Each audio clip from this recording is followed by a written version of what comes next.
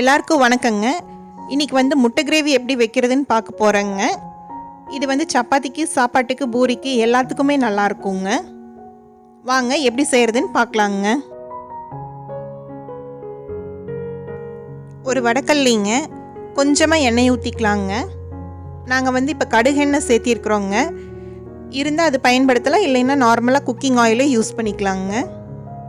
அதில் வந்து 1 ஸ்பூன் மிளகாய்த்தூள், 1/2 ஸ்பூன் மஞ்சள் தூள், கொஞ்சமாக உப்பு சேர்த்து எண்ணெயில் நல்லா கலந்துக்கலாங்க. அடுப்பு வேகமாக வச்சோம்னா இந்த தூள்கள் போட்டதுக்கு கருகிருங்க. மிதமான தீயில தான் செய்யணுங்க. இதில் வந்து நம்ம வேக வச்ச முட்டையை வந்து உள்ளே போட்டுக்கலாங்க.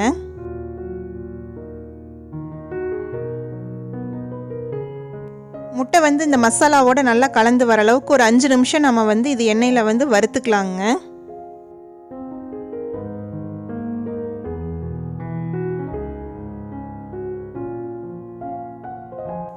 முட்டை நல்லா வறுபட்டதுக்கப்புறம் நம்ம அதை வந்து எடுத்து தனியாக வெளியில் வச்சிடலாங்க.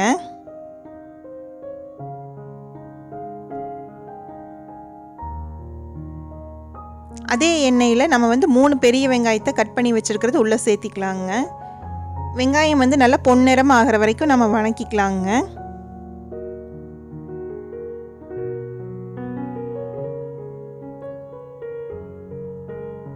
இந்த வெங்காயத்தை வந்து ஒரு மிக்ஸி ஜாரில் நல்லா ஆற வச்சு மாற்றிட்டுங்க. அது கூட ஒரு 15லேருந்து 20 பாதாம் பருப்பு ஊற வச்சு உள்ளே சேர்த்திக்கலாங்க. அது கூடவே ஒரு 15லேருந்து 20 முந்திரி பருப்பையும் சேர்த்திக்கலாங்க. அது கூட ஒரு கப் நிறைய புளிக்காத தயிர் உள்ளே சேர்த்தி நல்லா பேஸ்ட்டாக நம்ம அரைச்சி எடுத்துகிட்டு வந்துக்கலாங்க. ஒரு வடக்கல்லிங்க, 2 குழிக்கரண்டி எண்ணெய் ஊற்றிக்கலாங்க. எண்ணெய் நல்லா காஞ்சதுமே 1/2 ஸ்பூன் மிளகு, 1 ஸ்பூன் சீரகம், 2 துண்டு பட்டை, ஒரு 4-5 ஏலக்காய் போட்டு தாளிச்சுக்கலாங்க. சீரகம் நல்லா பொரிஞ்சதுமே அதில் வந்து 2 பெரிய வெங்காயத்தை வந்து பொடி பொடியாக நறுக்கி வச்சுருக்குறோங்க. அதையும் சேர்த்திக்கலாங்க. வெங்காயம் நல்லா பொன்னிறமாக வந்ததுக்கப்புறங்க அதுக்குள்ளார 2 ஸ்பூன் வரமிளகாய் தூள்,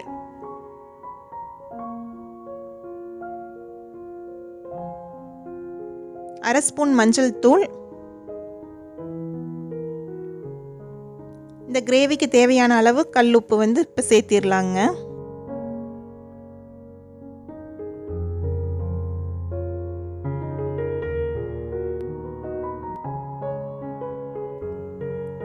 இந்த மசாலாவை நல்லா வணக்கிக்கலாங்க. நல்லா வணங்கினதுக்கப்புறங்க இதில் வந்து 1/2 ஸ்பூன் இஞ்சி பூண்டு பேஸ்ட்டை வந்து நம்ம இப்போ சேர்த்திக்கலாங்க. இஞ்சி பூண்டோட பச்சை வாசனை போகிற வரைக்கும் நல்லா வணக்கிக்கலாங்க.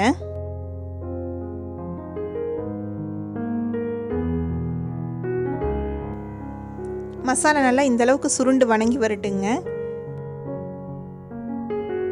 இந்த ஸ்டேஜில் நம்ம வந்து 1 கப் அளவுக்கு வந்து தண்ணியை உள்ளே சேர்த்திக்கலாங்க.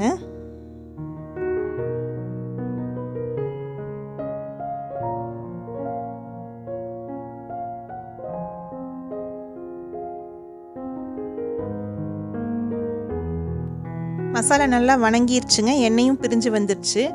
இந்த ஸ்டேஜில் நம்ம வணக்கி வச்சுருக்கிற வெங்காயம், பாதாம், முந்திரி, தயிர் சேர்த்துன பேஸ்ட்டை வந்து உள்ளே சேர்த்திக்கலாங்க.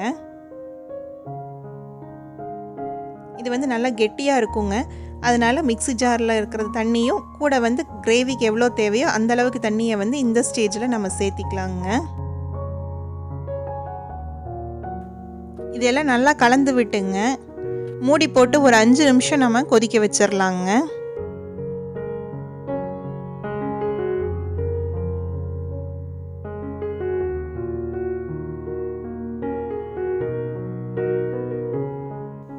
இப்போ கிரேவி வந்து நல்லா தளத்தளன்னு கொதிக்குதுங்க. இந்த மாதிரி ஒரு 10 நிமிஷத்துக்கு நம்ம கொதிக்க வைக்கணும். மூடியை வந்து இடையில ஓப்பன் பண்ணி நம்ம தொலாவி விட்டுறணுங்க.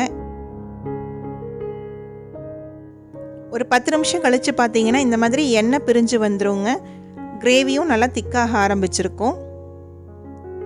இந்த ஸ்டேஜில் நம்ம வந்து கட் பண்ணி வச்சுருக்கிற 2 தக்காளியை உள்ளே சேர்த்திக்கலாங்க.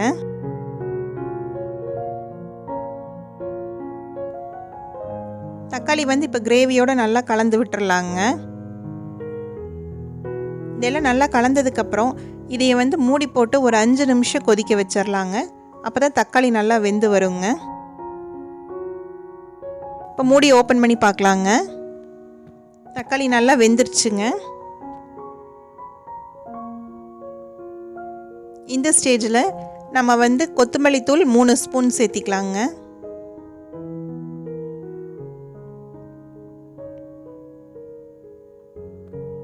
ஒரு ஸ்பூன் சீரகத்தூள்,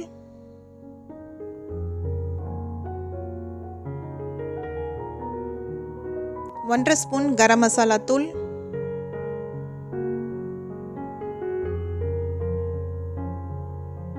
கொஞ்சமாக கசூரி மேத்திங்க,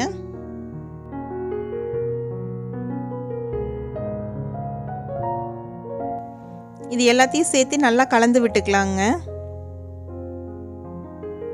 நல்லா கலந்ததுக்கு அப்புறங்க மூடி போட்டு ஒரு 5 நிமிஷம் சிம்மில் வச்சிடலாங்க.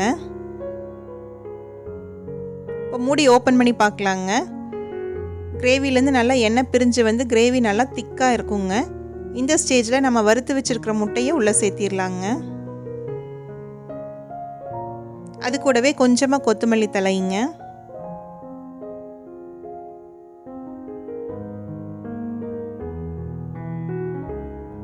இது எல்லாத்தையும் சேர்த்து நல்லா கலந்து விட்டுங்க.